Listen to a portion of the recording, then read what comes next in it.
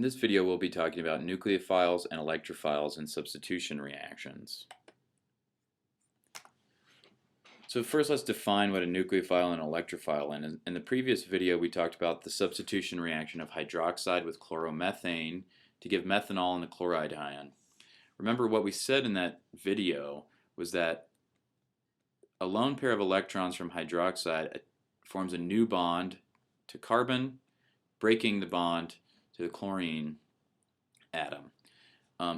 This resembles an acid-base reaction, but notice there's no proton being donated or accepted in this reaction, so we're going to use different terminology to describe these reactions. Nucleophiles love positive charges and love things that are partially positively charged, whereas electrophiles are looking for electrons.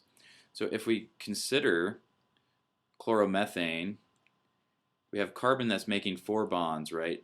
These CH bonds are not polar, but the carbon-chlorine bond is polar. Remember, chlorine is pretty electronegative, so this side of the bond is going to be partially negatively charged. This side of the bond is going to be partially positively charged, right? So the hydroxide, which is negatively charged, is going to be looking to make a bond to this carbon. We're going to call this the electrophile. It's partially positively charged and it's looking for a negative charge to quench that positive charge, whereas this thing is negatively charged. It's looking for a positive charge. This is the nucleophile. So how do we identify nucleophiles and electrophiles? The first thing that you want to look at in a nucleophile is, does it have a partial negative charge or a full negative charge? Induction will produce partial negative charges. So in methyl chloride, right, the carbon is not a nucleophile because it has a partial positive charge. But in methyl lithium, lithium is very non-electronegative. So actually the bond is polarized in this direction. Carbon has a partial negative charge. So this is a nucleophile. Look at induction, look at polarized bonds. Any atom that has a partial negative charge can function as a nucleophile. The next thing you want to look for is lone pairs. Remember, in the previous example, hydroxide is a nucleophile by virtue of the fact that it has 3 lone pairs of electrons.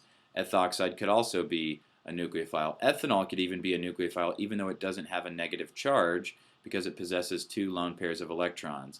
In this case, ethoxide would be a better nucleophile because it has a negative charge, but these can both function as nucleophiles.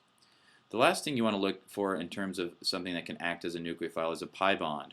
Remember, pi bonds are far away from the nucleus, so you have electrons that are available to make bonds or to be attracted to things that are partially positively charged, otherwise known as electrophiles. This is a site of high electron density far away from a nucleus that can act as a nucleophile. In terms of what makes something a good electrophile, we also want to look at induction, but this time in the opposite sense, right? So if you have a carbon-chlorine bond, this carbon is electrophilic because it's partially positively charged and can accept electrons or things that are negatively charged from a nucleophile. Also, empty p orbitals can accept additional electrons. Notice carbon doesn't have a full octet here. It wants to accept 2 electrons in order to fill its octet. So this is also a very strong electrophile. So to summarize, in terms of looking at whether something is going to be a nucleophile or electrophile, you want to look for partial negative charges, lone pairs, and pi bonds on nucleophiles. You want to look at partial positive charges or empty p orbitals on electrophiles. And I want you to be able to identify nucleophilic atoms and electrophilic atoms in molecules that are undergoing substitution reactions.